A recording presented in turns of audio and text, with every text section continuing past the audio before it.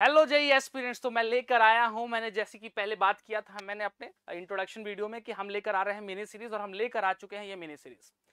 तो हम 11th के टॉपिक से स्टार्ट करेंगे स्लोली, क्योंकि बिल्डअप कंसेप्ट 11th क्लास के टॉपिक से ही होता है। तो इस टॉपिक में बेटा हम लोग बात करेंगे effective nuclear charge Z effective के ऊपर, राइट। और ये बहुत शॉर्ट वीडियोस रहेंगे, मैं पहले बोला मिनी सीरीज 20 मिनट्स का, तो हम सिर्फ और सिर्फ कंसेप्ट वाले पार्ट पे ध्यान देंगे। तो पहला क्या है बेटा, इफेक्टिव, जिसको हम जेड इफेक्टिव बोलते हैं। Z effective, Z effective, right. अब यहां पर क्या होता है, अगर आप देखेंगे तो न्यूक्लियस का जो चार्ज है, चार्ज न्यूक्लियस का चार्ज, ये Q1 इसको ले लेते हैं। इसका चार्ज जो Q, इस चार्ज को Q से रिप्रेजेंट कर रहे हैं बेटा। इसका चार्ज के जितने नंबर ऑफ प्रोटॉन्स होंगे किसी एटम के अंदर, नंबर ऑफ प्रोटॉन्स कितना होता है बेटा, जेड के बराबर, इनटू उसका चार्ज कितना, हर प्रोटॉन्स का चार्ज होता है 1.6 इंटू 10 की पावर माइनस 19 कूलम। तो ये जेड इंटू उसको ई से रिप्रेजेंट कर रहे हैं, this is the charge of. तो ये क्या है, ये ट्रू चार्ज, ठीक है, इतना चार्ज है। लेकिन ट्रू चार्ज में एक्चुअली कितना तक पहुंच रहा है उसी को इफेक्टिव बोलते हैं। आप समझिएगा बात को, मैं समझाता हूं। लेट्स सपोज कि आपने क्या किया कि ये न्यूक्लियस है, अब इसके अंदर बहुत सारा सेल्स होता है, तो मैं सेल्स का हाफ पार्ट बना रहा हूं, ठीक है, ऐसे ऐसे बना रहा हूं। अब लेट्स सपोज आप समझिएगा क्या क्या यहां पर हो रहा है। यहां पर अगर देखेंगे तो बहुत सारे इलेक्ट्रॉन्स होंगे इस सेल्स में, E1 E2 है ना, E1 E2 E3, ऐसे बहुत सारे इलेक्ट्रॉन्स होंगे, सही। अब ये सब इलेक्ट्रॉन्स होंगे E6 E7, जो भी नंबरिंग देना दे दे।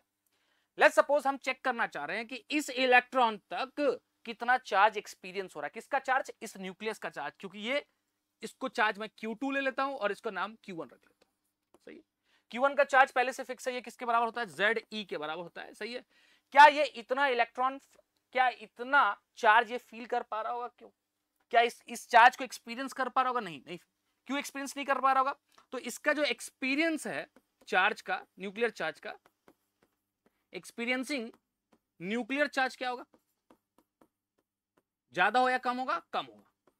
और कम होने का रीजन क्या है, एक तो ये वाला इलेक्ट्रॉन जिसको मैंने किया, यही हमारा टेस्टिंग इलेक्ट्रॉन, इसको हम टेस्ट कर ले, टेस्ट इसके ऊपर टेस्ट कर रहे हैं, तो इसको हम टेस्टिंग इलेक्ट्रॉन बोलते हैं।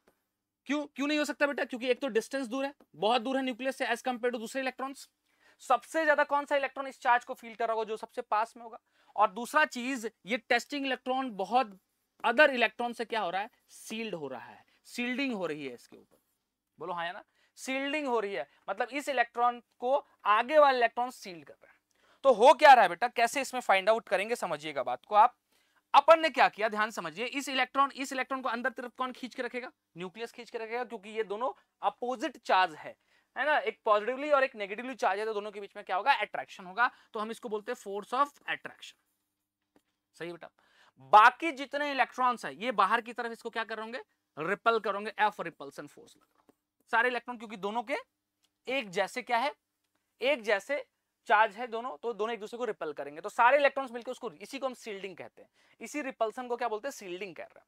अब देखिए बेटा क्या है यहां पर, समझिएगा बात को। तो हमारा जो एफ नेट फोर्स है, एफ नेट, ऑब्वियस सी बात है, कौन सा फोर्स बड़ा होगा, सोच के बताओ, कौन सा फोर्स सबसे बड़ा होगा, अट्रैक्शन फोर्स या रिपल्सन। नो डाउट अट्रैक्शन बड़ा होगा किससे, रिपल्सन से। बताओ क्यों भाई, इसलिए क्योंकि ऑब्वियस सी बात है, तुम घर के अंदर रह रहे हो, तो घर के अंदर रह रहे हो तो ऑब्वियस सी बात है तुमको घर पे अट्रैक्शन ज्यादा मिल रहा होगा, रिपल्सन, ऑब्वियस है अट्रैक्शन मिल रहा होगा ज्यादा, तभी घर के अंदर हो, तो घर छोड़ के भाग गए होते। सेम बेटा इलेक्ट्रॉन क्या हो रहा है, ये इलेक्ट्रॉन क्यों एटम के अंदर है, क्योंकि ऑब्वियस है अट्रैक्शन फोर्स ज्यादा है रिपल्सन से, अगर रिपल्सन बड़ा होता तो ये इलेक्ट्रॉन कभी भी एटम के अंदर नहीं होता है, रूल नंबर, इसका मतलब अट्रैक्शन फोर्स बड़ा होगा रिपल्सन। तो दो फोर्स अपोजिट डायरेक्शन में काम कर रहे हैं, एक अट्रैक्शन और एक रिपल्सन। समझ में आ रही बात मैं कहना चाह रहा हूं। तो यहां पर एफ नेट का फॉर्मूला क्या होगा, एफ अट्रैक्शन में से किसको माइनस करना होगा, एफ रिपल्सन, सही है बेटा। और आपने 11th क्लास कहीं भी सुना होगा, 12th क्लास 11th क्लास में स्टार्टिंग में इंट्रोडक्शन क्लास में जो कुलम्बिक फोर्स होता है बेटा, उस कुलम्बिक फोर्स का फॉर्मूला क्या होता है, उस कुलम्बिक फोर्स का फॉर्मूला होता है F इक्वल टू के Q1 Q2 by are square. Same बेटा यहां पर यही Q1 इंटू Q2। अब देखो बेटा अट्रैक्शन किसके बीच में, इसके बीच में, तो ये क्या बन जाएगा बोलो, K बनेगा, K Q1 क्या होगा बेटा, Q1 होगा इसका चार्ज, तो ये कितना होगा, ZE, बोलो हाँ या ना, इंटू Q2 कौन है, ये वाला है, इसका चार्ज E के बराबर, अकेला इलेक्ट्रॉन है सिर्फ, तो E डिवाइड बाय उसका डिस्टेंस उनके बीच में R, सही है, तो R स्क्वायर, ये वाला फॉर्मूला, माइनस रिपल्सन किसके किसके बीच हो रहा है बेटा, इन इलेक्ट्रॉन्स के बीच में और इस इलेक्ट्रॉन के बीच में। तो इस टेस्टिंग इलेक्ट्रॉन के अलावा कितने इलेक्ट्रॉन है जो उसको रिपल कर रहे होंगे बेटा, तो ऑब्वियस बात है एक एटम के अंदर जेड इलेक्ट्रॉन होते हैं एटॉमिक नंबर के बराबर, तो जितने इलेक्ट्रॉन है उससे एक कम होगा, सपोज आप लोग 8 लोग हैं, तो 8 में से एक टेस्टिंग हो तो बाकी 7 लोग रिपेल कर रहा होगा, तो Z-1 बोल दूं? नहीं, क्योंकि इलेक्ट्रॉन इफेक्टिवली उसको रिपेल नहीं कर रहा है। इफेक्टिवली मतलब क्या हो गया, कोई अलग बड़े स्पेयर में घूम रहा है, कोई छोटे स्पेयर में घूम रहा है, तो सबकी इफेक्टिवनेस अलग होगी रिपेल करने की, इसीलिए जितने लोग दिख रहे हैं उतने रिपल्सन नहीं होगा। ये तो वही बात हुई कि बेटा आप किसी के साथ लड़ने गए, कोई दोस्त इफेक्टिवली लड़ता है, आपका हेल्प करता है, कोई खड़े होकर देखता है, तो मैं सबको एक एक काउंट तो नहीं कर सकता हूँ कि अगर 7 लोग को ले गए तो 7 आपको पार्टिसिपेट कर रहे हैं, तो इफेक्टिवली उतना नहीं कर रहा, तो कितना कर रहा है मुझे नहीं पता, कितने रिपल्सन, तो मैं उसको सिग्मा मान लिया। सिग्मा क्या है? उतने इलेक्ट्रॉन जो रिपल्सन में पार्टिसिपेट कर, इनटू सबका चार्ज क्या होगा? ई, जितने इलेक्ट्रॉन हो उसका चार्ज 1.6, और टेस्टिंग इलेक्ट्रॉन ये ई, डिवाइड बाय क्या होगा? R square. सही है। अब बताओ जेड बड़ा होगा कि सिग्मा बड़ा होगा? ऑब्वियस बता, अट्रैक्शन फोर्स तो जेड बड़ा होगा किससे? सिग्मा से। तो यहां पर जेड ही बच जाएगा, तो इसका नाम होगा के, जो बच जाएगा उसको बोलेंगे जेड इफेक्टिव, और उसका चार्ज ई होगा इनटू ई, डिवाइड बाय क्या हो जाएगा? R square. ये अप्रोक्सीमेटली सबका रेडियस हमने सेम लिया है ना, अराउंड सेम ही होगा, इसीलिए हमने अप्रोक्स लिया है ये, और ये सब क्या होना शुरू हो जाएंगे? क्या क्या कटना? R square r square r square e square, ये सब कटना शुरू हो जाएगा। देखो दोनों साइड से जो कॉमन है सबको कटो, तो बचेगा क्या? बचेगा Z effective equal to Z minus sigma. I hope समझ में आ गया, यहां से आया। अब Z effective Z minus sigma क्या होता है, अब आगे बढ़ते हैं और देखते हैं। तो जेड इफेक्टिव इक्वल टू क्या होता है? जेड इफेक्टिव इक्वल टू होता है जेड माइनस सिग्मा। जेड क्या है? वो नंबर ऑफ क्या? प्रोटॉन्स जो कहां पार्टिसिपेट कर रहे हैं? पार्टिसिपेटिंग इन कौन से फोर्स में? बोलो बेटा, पार्टिसिपेटिंग इन अट्रैक्शन फोर्स, जो अट्रैक्शन में पार्टिसिपेट कर रहा है, अट्रैक्शन फोर्स। और बेटा सिग्मा क्या है? सिग्मा बोलो number of electrons participating in कौन सा फोर्स? सही बोल रहे हो, कौन सा? इन रिपल्सन फोर्स। तो मतलब जितने प्रोटॉन है उसमें से कुछ लोग रिपल्सिव फोर्स में पार्टिसिपेट करके उसको, उसके चार्ज को कम फील करना है, चार्ज को कम कर देना है। ऐसा नहीं लग रहा इसमें से कुछ माइनस कर दिया, तो जो इसके पास पहुंचना था उस टेस्टिंग इलेक्ट्रॉन को, तो ये हो गया नेट नंबर ऑफ या effective number of, net number of protons participating in repulsion. समझ में आया? किसमें बेटा? रिपल्सन में पार्टिसिपेट कर रहा है। आई होप समझ में आ रहा होगा। ये वो लोग है। तो सिग्मा, तो ये वाला चीज जो है, ये चीज तो नोन है, एटॉमिक नंबर तो नोन होता है, किसी का एटॉमिक कार्बन का 6 होता है, नाइट्रोजन का, तो ये तो सेम, लेकिन कितने इलेक्ट्रॉन उस पर रिपल्सन में पार्टिसिपेट करेंगे ये चीज अननोन है। बोलो हाँ या ना? और इसी को हम बोलते हैं क्या बोलते हैं? सील्डिंग कांस्टेंट, सील्डिंग कांस्टेंट और स्क्रीनिंग कांस्टेंट। सही है। सील्डिंग कांस्टेंट या बेटा स्क्रीनिंग कांस्टेंट कहते हैं। क्या कहते हैं? बोलो स्क्रीनिंग कांस्टेंट। स्क्रीनिंग, अब स्क्रीनिंग क्या होता है आप समझाते हैं। लेट्स सपोज ऐसे समझिए, एक ग्राफ बना रहा हूं, probability of finding, radial probability finding of electron, electron मिलने की प्रोबेबिलिटी। तो अगर बनाएंगे तो ये आर का है, आर मतलब क्या हो गया बेटा? न्यूक्लियस यहां पर है बेटा, ठीक है, न्यूक्लियस कहां है? यहां पर है। अब इस न्यूक्लियस से बेटा जैसे जैसे दूर जा रहे हैं, कहां जा रहे हैं? आर की वैल्यू क्या हो रही है? बढ़ रही है, बढ़ रही है, बढ़ रही है, मतलब आप कहां जा रहे हैं? इधर से इधर जा रहे हो, तो न्यूक्लियस से डिस्टेंस क्या हो रहा है? बढ़ ही तो रहा है, मतलब आप न्यूक्लियस से दूर जा रहे हो। सही है। तो अगर S1s का ग्राफ बनाएंगे तो कुछ ऐसा ग्राफ होता है। सही। 2s का ग्राफ बनाएंगे बेटा तो कैसा हो जाएगा? कुछ ऐसा। हाँ, 2s का ग्राफ कुछ नीचे ही से ऐसा निकल जाएगा। सही है। और 2p का ग्राफ बनाएंगे बेटा, तो 2p का ग्राफ अगर बनाए तो 2p का ग्राफ आप देखेंगे तो वो ओरिजिन से स्टार्ट नहीं होता है, कुछ ऐसा स्टार्ट होगा। सही, ऐसा ग्राफ। अब ये सब कहां पढ़ेंगे? श्रोडिंगर वेव इक्वेशन में पढ़ते हैं, तो वहां पर आपको साफ साफ दिख रहा है कि ये ग्राफ 1s का है, ये ग्राफ 2s का, और ये ग्राफ 2p का है। सही है। तो बताओ कि जो न्यूक्लियस से पास है, किसका इलेक्ट्रॉन सबसे ज्यादा पास है? s का पास है। मतलब यहां पर हम बोल सकते हैं कि न्यूक्लियस के पास अगर मैं, ये s ऑर्बिटल है, ये p ऑर्बिटल है, ये d ऑर्बिटल है, और ये f ऑर्बिटल है। सही है। अगर मैं बात करूं बेटा तो nuclear probability of finding electron around the nucleus सबसे ज्यादा किसका है? नॉर्मली किसका है? देखो s का ज्यादा है, तो s का ज्यादा होगा। इससे क्या होगा मैं आपको बताता हूं। अगर मैं नोडल प्लेन की बारे में बात करूं, नोडल प्लेन, तो s में नोडल प्लेन कितना है? 0 है। एक भी नोडल प्लेन नहीं होता। नोडल प्लेन क्या होता है? ऐसा इलाका जहां पर इलेक्ट्रॉन मिलने की प्रोबेबिलिटी 0 हो, टेंड्स टू 0 हो। इसमें 1 होता है, d में 2 होता है, इसमें 3 होता है। इसका मतलब ऐसा नहीं लग रहा है कि बेसिकली इलेक्ट्रॉन, इसमें नोडल प्लेन नहीं, मतलब हर जगह इलेक्ट्रॉन है, ऐसा नहीं लग रहा है कि s वाले ऑर्बिटल में इलेक्ट्रॉन्स न्यूक्लियस के पास ही है। और जब पास ही होगा बेटा तो क्या होगा, पास ही होगा तो क्या होगा, सारा जो ये वाला पीछे वाले जो इलेक्ट्रॉन्स होंगे, यहां पर कोई इलेक्ट्रॉन है तो ये लोग सारा लोग ये इलेक्ट्रॉन अगर एस के हैं, लेट्स सपोज एस के ऑर्बिटल है, तो ये लोग क्या कर रहे होंगे, न्यूक्लियस को चारों तरफ से क्या कर रहे हैं, सील्ड कर रहे हैं, सील्ड कर रहे हैं कि नहीं कर रहे हैं। तो इसका मतलब सबसे अच्छी सील्डिंग पावर किसकी है, एस की है, देन पी की है, देन डी की है, देन एफ की है। क्यों ऐसा क्यों बोल रहा हूं बेटा, क्योंकि देखो ऐसा समझो कि अगर ये प्राइम मिनिस्टर मोदी है न्यूक्लियस, और इसके अराउंड अगर सारे एनएसजी कमांडो अच्छे से घेर रखा, तो क्या तुम पीछे वाले लोग देख पाएंगे उसको, नहीं देख पाएंगे। तो ये न्यूक्लियस है और चारों तरफ से इलेक्ट्रॉन ने क्या कर रखा है, उसको घेर रखा है, एस के इलेक्ट्रॉन, देख रहे हो प्रोबेबिलिटी ज्यादा है न्यूक्लियस के पास।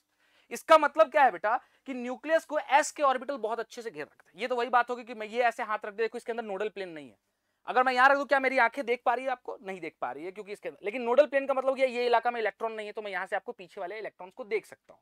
अगर न्यूक्लियस पीछे वाले इलेक्ट्रॉन को देख सकता है तो इसका मतलब पीछे वाले इलेक्ट्रॉन को अपनी तरफ खींच भी सकता है, और खींचेगा तो उस पर फोर्स ऑफ अट्रैक्शन बढ़ जाएगा। यही है इफेक्टिव न्यूक्लियर चार्ज। तो सबसे ऐसा कौन सा ऑर्बिटल है जो न्यूक्लियस को पीछे देखने ही नहीं देता कि पीछे कौन से ऑर्बिटल्स है, मतलब शील्डिंग सबसे अच्छा करता है एस, क्योंकि एस के इलेक्ट्रॉन्स न्यूक्लियस के बहुत ज्यादा पास होते हैं, तो न्यूक्लियस को चारों तरफ से घेर लेते हैं एस के इलेक्ट्रॉन्स, और ये कहते हैं कि पीछे के इलेक्ट्रॉन्स कुछ है ही नहीं, सारा इलेक्ट्रॉन सिर्फ यही है। तो इसका मतलब न्यूक्लियस का ध्यान पीछे पे नहीं जाएगा, और पीछे पे जो इफेक्टिव न्यूक्लियर चार्ज होगा वो कम फील करेगा। आई होप समझ में आ रहा है जो कहना चाह रहा हूं। अब अगर आगे बात करें बेटा, तो अब यहां पर देखेंगे कि सबसे अच्छा एक वर्ड होता है penetration power. Penetration power, penetration power का मतलब क्या हो गया, पेनेट्रेशन पावर का अभी देख रहे होगा, रसिया पेनेट्रेट कर रहा है यूक्रेन के बॉर्डर में, अपन जा रहे हैं, जैसे अपन इंडिया कभी पीओके उड़ा दिए तो अपन पेनेट्रेट कर लिए, पेनेट्रेट मतलब दूसरे की जमीन में, ऐसे ऑल्दो अपना ही है, बट कहने का मतलब मान लो लाहौर और घुस गए, तो इसका मतलब पेनेट्रेशन का मतलब होता है किसका इलेक्ट्रॉन्स ज्यादा अंदर घुसा होगा न्यूक्लियस की तरफ, तो हमने अभी देखा एस का, तो इसका तो सबसे पेनेट्रेशन पावर एस का होता है, देन पी का, देन डी का, देन एफ का। बोलो हाँ या ना, क्या बोलना चाह रहा हूं, समझ में आ रहा है जो क्या। तो सबसे ज्यादा पेनेट्रेशन पावर एस का है, देन पी का है, देन डी का है, एफ का। पेनेट्रेशन पावर का मतलब क्या होता है, पेनेट्रेशन का मतलब किसका इलेक्ट्रॉन दूसरे के रीजन में घुसने की कोशिश करता है। लेट्स सपोज ये न्यूक्लियस है, ये न्यूक्लियस, ये डी का कुछ है, डी एस का क्या होगा, एस का पेनेट्रेशन पावर ज्यादा होता है, एस के इलेक्ट्रॉन ज्यादा अंदर घुसने की कोशिश करेंगे, इस एरिया में घुसेंगे, और इस एरिया में घुसेंगे तो ऑब्वियस ही बात है यहां पर जो इलेक्ट्रॉन बैठा होगा उस इलेक्ट्रॉन को जितना चार्ज फील होना चाहिए वो चार्ज नहीं फील होगा, क्योंकि यहां पर किसी ने क्या कर रखा है, एक शील्डिंग बैरियर बना रखा है, ऐसे समझो, मतलब पीछे वाले इलेक्ट्रॉन तक पहुंचने नहीं देगा। तो जितना चार्ज इसका चार्ज ZE था, इस चार्ज को फील नहीं कर पाएगा, क्योंकि ऑब्वियस सी बात है इसकी शील्डिंग के कारण वहां तक कम चीजें पहुंचेगी। ये हुआ Z इफेक्टिव। अब आगे बढ़ेंगे तो Z इफेक्टिव क्या होता है, देखो फोर्स ऑफ अट्रैक्शन का फॉर्मूला क्या होता है, शील्डिंग पावर भी किसका ज्यादा है, शील्ड कौन कर रहा है, शील्ड का मतलब समझ रहे हो, शील्डिंग पावर, तो सबसे अच्छी शील्डिंग कौन करता है, एस करता है, देन पी करता है, then D and then F. तो एस और पी की शील्डिंग कैसी होती है बेटा, गुड शील्डिंग। कौन सी शील्डिंग बोलो, गुड शील्डिंग। और इस डी और एफ की पुअर शील्डिंग, क्योंकि इसमें भर भर के नोडल प्लेन्स है, मतलब ऐसे समझो नोडल प्लेन बीच में कोई इलेक्ट्रॉन्स ही नहीं, तो न्यूक्लियस जो है वो पीछे तक देख सकता है इलेक्ट्रॉन्स को, क्योंकि प्लेन्स है, ऐसे समझो, या इनके इलेक्ट्रॉन न्यूक्लियस के पास होते ही नहीं, न्यूक्लियस से दूर होते हैं, तो न्यूक्लियस को शील्ड ही नहीं करता, तो न्यूक्लियस पीछे इलेक्ट्रॉन्स को देख सकता है, और इनकी शील्डिंग कैसी होती है, पुअर शील्डिंग। आई होप समझ में आ गया जेड इफेक्टिव। तो फोर्स ऑफ अट्रैक्शन का फॉर्मूला होता है K Q1 Q2 upon R square, यही होता है।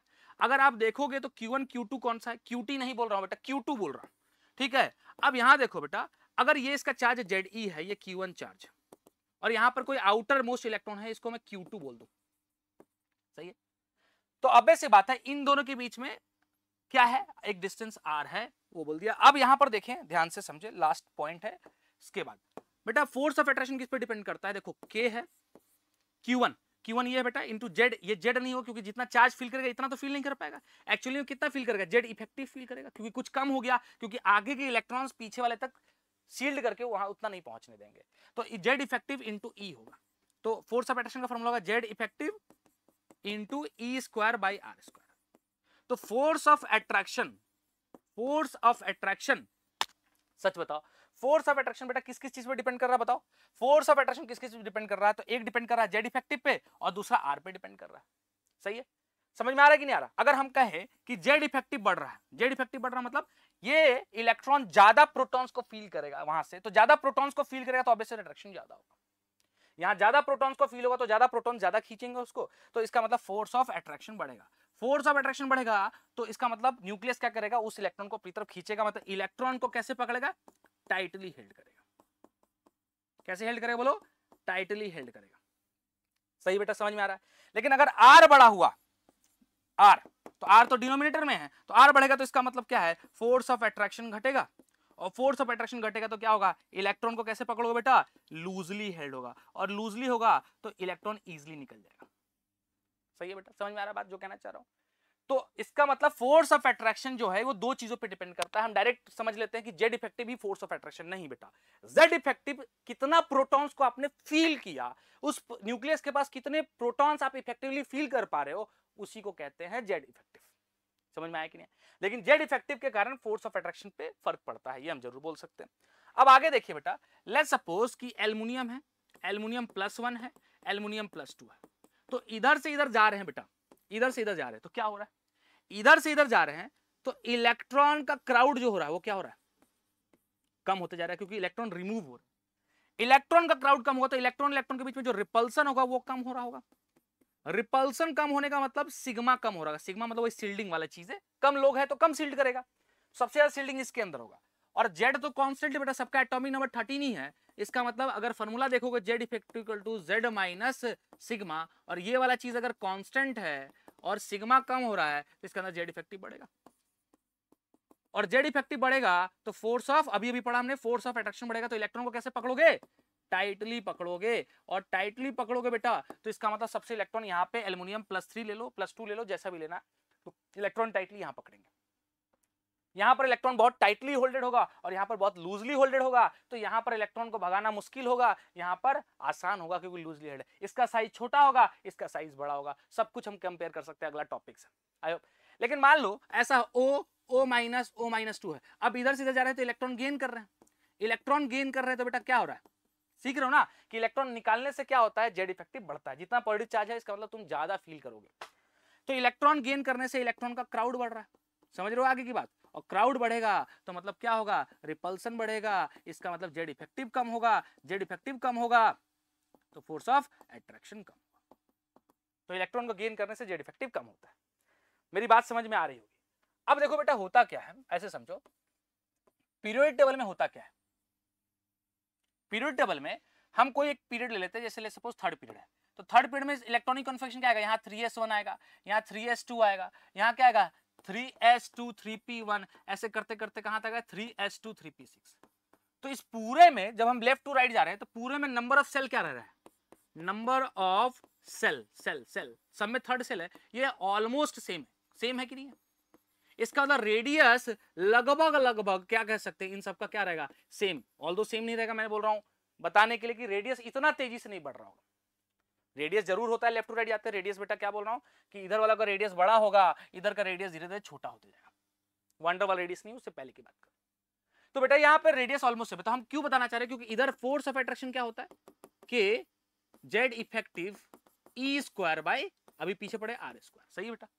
अब बेटा यहां पर क्या हो रहा है कि ये आर वाला जो फैक्टर है ये उतना चेंज नहीं है, ये ड्रास्टिक चेंज नहीं है, इसमें ड्रास्टिक चेंज नहीं है, ड्रास्टिक चेंज नहीं है, ड्रास्टिक चेंज नहीं है और नहीं है। इसका मतलब बेटा ड्रास्टिक चेंज नहीं है, इसका मतलब तुमको किस पे डिपेंड करेगा, जेड इफेक्टिव।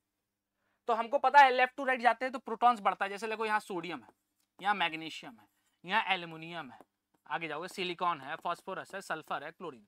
तो इसका एटॉमिक नंबर 11 है, इसका 12 है, तो इधर से इधर जा रहे हैं तो नंबर ऑफ प्रोटॉन्स बढ़ रहा है, और नंबर ऑफ प्रोटॉन्स बढ़ेगा बेटा तो ऑब्वियस सी बात है, प्रोटॉन्स बढ़ेगा तो उसको फील करने का इफेक्टिवनेस भी बढ़ जाएगा। तो इसका अंदर लेफ्ट टू राइट जाता है तो क्या बढ़ता है, जेड इफेक्टिव, और जेड इफेक्टिव बढ़ेगा बेटा तो हम क्या बोल सकते हैं, फोर्स ऑफ, तो इधर से इधर जाएंगे तो फोर्स ऑफ अट्रैक्शन बढ़ता है। फोर्स ऑफ अट्रैक्शन इलेक्ट्रॉन को कैसे पकड़ोगे, टाइटली हेल्ड करोगे। आई होप समझ में आ रहा है बेटा क्या बोलना चाह रहा हूं। इलेक्ट्रॉन क्या होगा बेटा, टाइटली हेल्ड होगा। जब नीचे जाते हैं बेटा तो नीचे क्या होता है, हम बोलते हैं ना sodium third number, fourth, fifth, तो नीचे जा रहे हैं तो कौन सा चीज तेजी से बढ़ रहा है, आर बहुत ज्यादा तेजी से चेंज हो रहा है। और आर ज्यादा तेजी से चेंज होगा, इसका मतलब फोर्स ऑफ अट्रैक्शन घटेगा, तो नीचे जाते फोर्स ऑफ, तो इसीलिए नीचे नंबर ऑफ सेल के बाद से आंसर देंगे, सेल सेल सेल से, बोलो हाँ या ना, नंबर ऑफ सेल से आंसर देंगे, तो नीचे जाएंगे तो आर बढ़ेगा बेटा, आर बढ़ेगा तो फोर्स ऑफ अट्रैक्शन घटेगा, इलेक्ट्रॉन को कैसे पकड़ोगे, लूजली हेल्ड होगा, तो नीचे जाएंगे तो इलेक्ट्रॉन क्या होगा बेटा, लूजली हेल्ड होगा। समझ में आ रहा है कहना चाह रहा हूं, आर बढ़ा फोर्स ऑफ अट्रैक्शन, तो इधर जेड इफेक्टिव से आंसर देते हैं, इधर नंबर ऑफ सेल से देते हैं नीचे जाते हैं। ऐसा नहीं है कि नीचे जाते तो जेड इफेक्टिव भी बढ़ता है नीचे जाते, क्योंकि प्रोटॉन्स बढ़ रहा है, लेकिन ज्यादा तेजी से कौन सा चेंज हो रहा है, आर, तो इसमें हम आंसर आर से देंगे। बोलो समझ में आया कि नहीं आया। अब बेटा होता क्या है कि लेट्स सपोज कि अगर किसी में नंबर ऑफ प्रोटॉन ज्यादा है, नंबर ऑफ प्रोटॉन ज्यादा है, तो इसका मतलब क्या है, उसका जेड इफेक्टिव भी ज्यादा होगा, जेड इफेक्टिव भी ज्यादा होगा, तो इसका मतलब अपने इलेक्ट्रॉन को टाइटली खींचेगा, टाइटली, तो फोर्स ऑफ अट्रैक्शन उस पर क्या लगेगा, ज्यादा लगेगा, फोर्स ऑफ अट्रैक्शन ज्यादा, तो ज्यादा खींचोगे तो उसका एनर्जी कम होगा, क्या होगा, उसका एनर्जी कम होगा। समझ में आया, अरे प्रोटॉन ज्यादा होगा, तो प्रोटॉन ज्यादा होगा तो ऑब्वियसली जेड इफेक्टिव ज्यादा होगा, वो इलेक्ट्रॉन ज्यादा चार्ज फील कर रहा होगा, तो तुम ज्यादा खींचोगे उसको अपनी तरफ, कौन खींच रहा है, न्यूक्लियस, और अपनी तरफ खींचोगे तो न्यूक्लियस के पास होगा, और न्यूक्लियस के पास एनर्जी क्या होता है, कम होता है, सही है। तो अभी ग्राफ बताता हूं, उस ग्राफ में जो जेई मेन से क्वेश्चन आया था जेई इफेक्टिव, लेट्स सपोज ये तुम्हारा एटॉमिक नंबर है, इधर जेड बढ़ रहा और इधर एनर्जी है, सही है। मैं तुमको बता दूं, न्यूक्लियस से जितना दूर जाते हो एनर्जी बढ़ता है, तो न्यूक्लियस से जितना पास रहोगे एनर्जी कम होता है, सही है। अब देखो बेटा, अगर 1s देखोगे, 1s ऑर्बिटल, तो 1s का ऑर्बिटल का एनर्जी ऐसा, देख रहे हो, इसका मतलब जिसका मैं बोलूं एनर्जी किसका ज्यादा होगा, हाइड्रोजन के 1s का या हीलियम के 1s का, बताओ किसका ज्यादा होगा। ऑब्वियस सी बात है, इसमें कितने प्रोटॉन्स है, 2 प्रोटॉन्स है, एटॉमिक नंबर 2 है, 2 प्रोटॉन्स है, तो ज्यादा क्या होगा, अट्रैक्शन होगा, ज्यादा अट्रैक्शन होगा तो खींचोगे तो इसका एनर्जी क्या होगा, कम होगा, इसका एनर्जी ज्यादा होगा। तो जिसका एटॉमिक नंबर ज्यादा होता है, देखो उसका 1s, सबका 1s का एनर्जी लेवल अलग अलग होता है। ये तुम्हारा न्यूक्लियस है, न्यूक्लियस से सबसे पास कौन सा होगा ज्यादा, जिसका एटॉमिक नंबर है, बोलो हाँ या ना, बोलो हाँ या ना, समझ में आ रहा है।